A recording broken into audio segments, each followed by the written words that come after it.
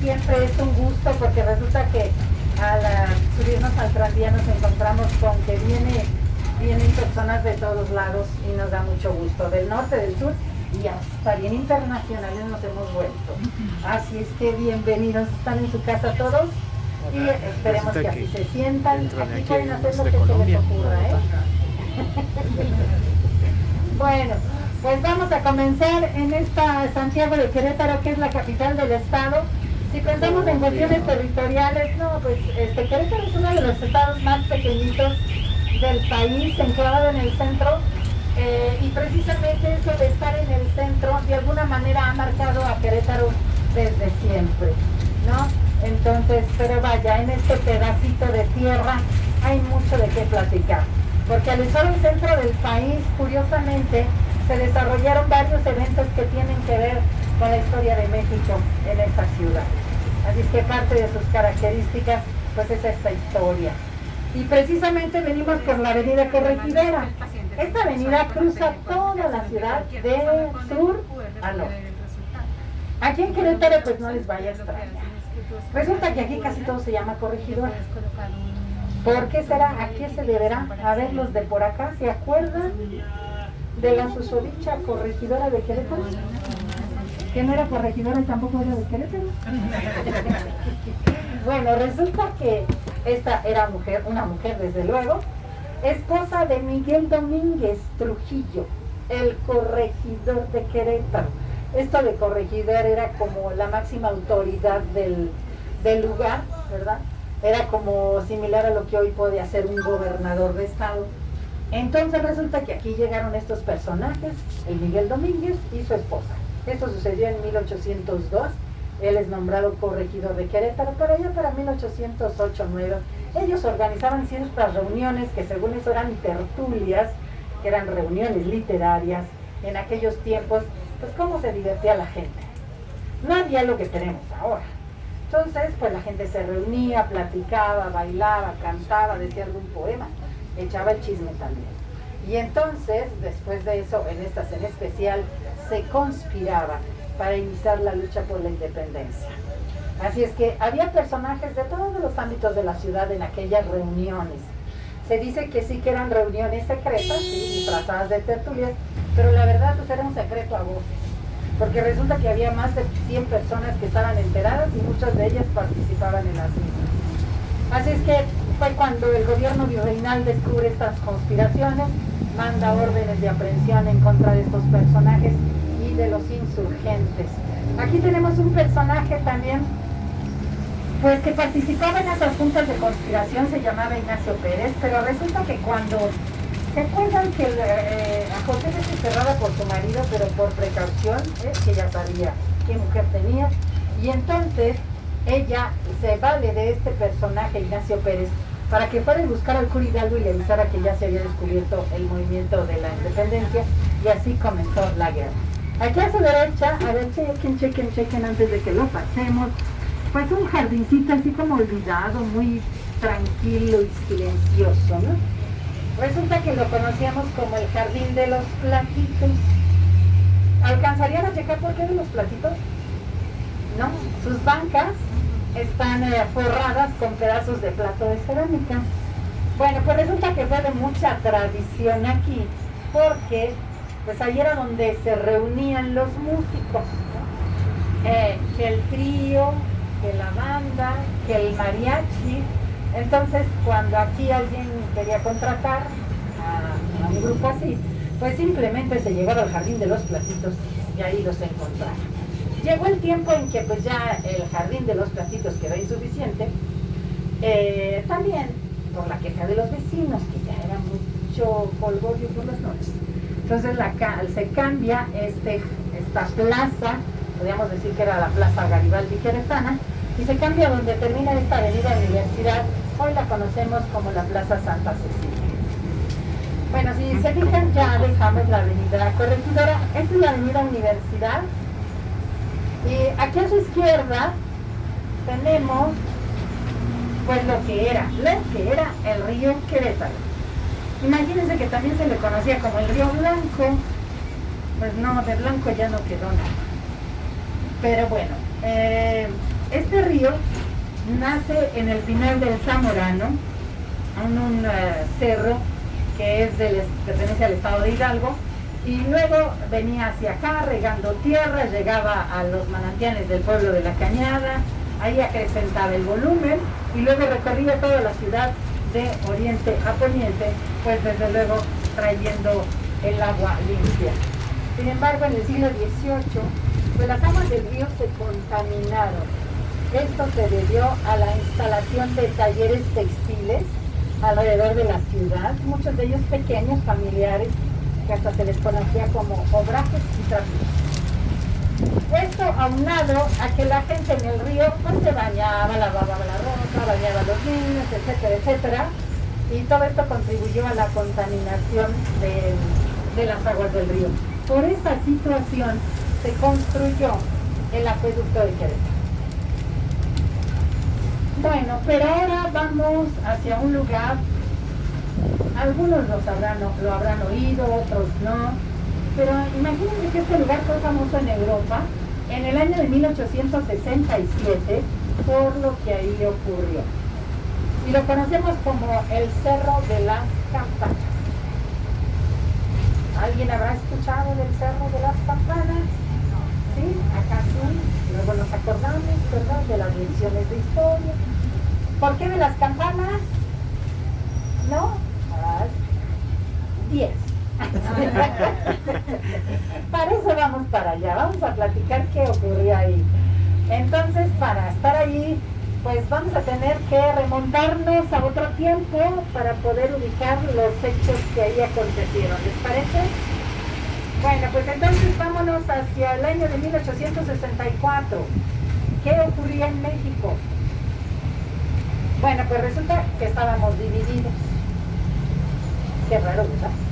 Pero ni estamos divididos, tampoco estamos divididos, ¿verdad que no? No, es que todos somos un México muy plural, pero uno así, ¿no? ¿Estamos de acuerdo? Eso. Bueno, pues entonces, en esas épocas, estaban de un lado los conservadores, qué raro, los conservadores con la iglesia y del otro lado los republicanos con el gobierno de Benito Juárez. Y es que ya era presidente Benito Juárez. O sea, estaban aplicando ya sus famosas leyes de reforma. Hay que recordar que una de las características de estas leyes fue la separación de la iglesia y el Estado, ¿no? Bueno, pues resulta que los conservadores pensaban que lo mejor para México era que tuviéramos un imperio, que este vino a ser el segundo. Y si queríamos un imperio, cuando los conservadores querían un imperio, pues se necesitaba un emperador. Así es que ahí va un séquito de conservadores a Europa a pedirle a Napoleón III, que entonces dominaba Europa, pues que nos mandara un emperador. Y entonces Napoleón nos mandó a un príncipe austriaco. Aquí a su derecha tenemos lo que es ya la Plaza Santa Cecilia. Ahorita pues está muy quieta, esto tiene movimiento ya en la nochecita. Por si quieren venir a escuchar el mariachi, o etcétera, etcétera, pues hay que venir aquí. Bueno, pues entonces, ahí viene Maximiliano. José Fernando Maximiliano de Habsburgo llegaría a México en 1864. Ya estamos llegando al Cerro de las Campanas, toda esta reja azul circunda el cerro. Los edificios que estamos viendo, que están en todo lo que es las faldas del mismo, son las diferentes escuelas de la Universidad Autónoma de Querétaro. Es el centro universitario. Ya en la década de los 50, el gobierno pues dona los terrenos de las faldas del cerro para que se construyan las escuelas de la universidad. Bueno, pues entonces llega Maximiliano, nos queda. Pero resulta que cuando llega Maximiliano, México ya estaba invadido por el ejército francés. Y es que, pues, por ahí teníamos una deuda con los franceses. Que no solo eran los franceses, eran los ingleses y los españoles. En 1862, Benito Juárez había declarado una moratoria de pago, así como diciendo, debo no niego, pago no tengo. Teniendo ya hasta los ejércitos ingleses y españoles en el puerto de Veracruz, pues aguantaron la moratoria, pero Francia no, Francia invadió el país. Así es que llega Maximiliano, ¿qué pasa? Pues ese ejército lo apoyó. Ya estamos llegando aquí a la parte alta del cerro, como ven, es un parque rodeado de esta reja. Este parque pues está considerado parque nacional precisamente por ese hecho histórico que aquí ocurrió.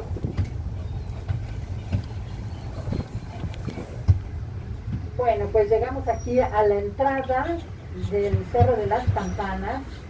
¿Sí ven una escalinata? ¿Sí la están viendo? Sí, ¿verdad? ¿Sí la alcanzan a ver todo? Sí. Bueno, en la parte superior hay una capilla. ¿Sí la ven? Sí. Bueno, pues esta capilla se construyó en el año de 1900. Esto a petición de la familia Burgo, del gobierno austriaco, y también con el apoyo económico del gobierno de Porfirio Díaz. En 1900 ya era presidente. Entonces ya ven que Porfirio Díaz era muy así de establecer las relaciones con todos los países, ¿no? Más con Austria, que pues se habían roto a causa del fusilamiento de Maximiliano. La capilla está indicando el lugar donde el emperador Maximiliano y sus dos generales, Tomás Mejía y Miguel Miramón, fueron fusilados el 19 de junio de 1867. Pero bueno, para llegar hasta esto, todavía nos falta un poquito. No, entonces llega Maximiliano.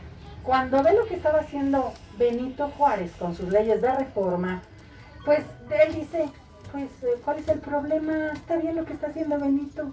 ¿Por qué? Porque tanto Juárez como Maximiliano, pues eran hombres de ideas liberales. No, hombre, pues no hubiera dicho eso, porque se echó a la iglesia encima, como diciendo, pues, a ver, ¿para qué te traje, Maximiliano? Entonces la iglesia le retira su apoyo y ya Napoleón III, viendo este actuar de Maximiliano, pues también empieza a retirar su ejército del país. Y bueno, acá de este lado tenemos a un personaje, si lo alcanzan a ver, sí, ¿verdad? Barboncito él, de lentes, se llamaba Mariano Escobedo. Era el general que estaba a cargo del ejército republicano de Juárez aquí en Querétaro durante esa guerra, porque es lo que sucede.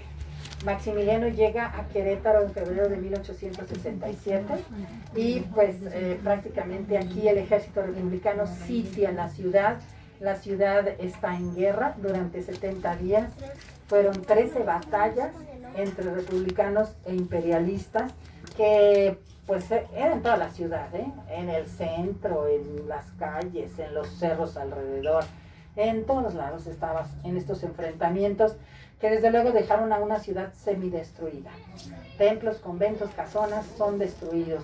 ¿Qué pasaba? Si la ciudad estaba sitiada, pues nadie entraba, nadie salía. La gente ya no tenía que comer en Querétaro.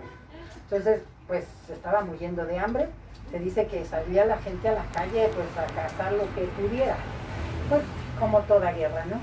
Que cazaban un perro, un gato, lo que fuera, eso es lo que se llegaban de comer. Así es que en esta situación estaba la ciudad cuando el 15 de mayo de 1867 pues entra el ejército republicano al convento de la Cruz, que está, hagan de cuenta, del otro extremo de la ciudad, donde Maximiliano estaba cuartelado. Entonces, para tratarlo de detener, de atrapar, él escapó y llegó hasta aquí, hasta el Cerro de las Campanas. Cuando llegó aquí, pues se dio cuenta de su situación. Ya el ejército diezmado, sus generales, pues perdidos, ¿no? En el centro de la ciudad. Ojalá hubiera existido el WhatsApp, pero pues no, era siglo XIX. Entonces no, pues no. Así se dio por vencido, entregó su espada al general Mariano Escobedo. De aquí lo regresan al convento de la Cruz. El cuarto, que había sido su cuartel, se convierte entonces en su prisión. A él le hicieron un juicio militar aquí mismo en Querétaro, en lo que hoy es el Teatro de la República. A él se le acusa de usurpador. A sus dos generales, Tomás Mejía y Miguel Miramón, de traidores a la patria. Interesante esta historia de sus dos generales. Tomás Mejía era un personaje nacido en Querétaro, en la Sierra Gorda, Piñal de Amoles, que siempre estuvo al lado de los conservadores. De alguna manera son personajes que fueron muy leales, ahora sí que a sus ideales, ¿no? Hoy el personaje, sobre todo el político, es yo me voy para acá y si no me conviene me voy para acá y luego para acá y luego para acá. sin tener ningún ideal firme, la verdad. En aquellos tiempos pues era otra cosa. Miguel Miramón, él fue un militar, se educó en el colegio militar que estaba instalado en el castillo de Chapultepec. Entonces, ¿se acuerdan de la intervención norteamericana? Cuando el ejército norteamericano entra a la capital y hasta la bandera de Estados Unidos ondea en el Zócalo, atacan el castillo de Chapultepec y él era profesor ahí. A él le toca defender el castillo de Chapultepec junto con otros jóvenes. Y está considerado el presidente más joven que ha tenido México. Fue presidente interino en 1859 a la edad de 27, 28 años. Sin embargo, años más tarde es condenado a ser fusilado en el Cerro de las Campanas por traición a la patria. Entonces, bueno, pues es la historia de estos dos personajes a grandes rasgos. Y bueno, vamos a darle la vueltecita para que vean mejor el parque. Ya mencionábamos que está considerado parque nacional.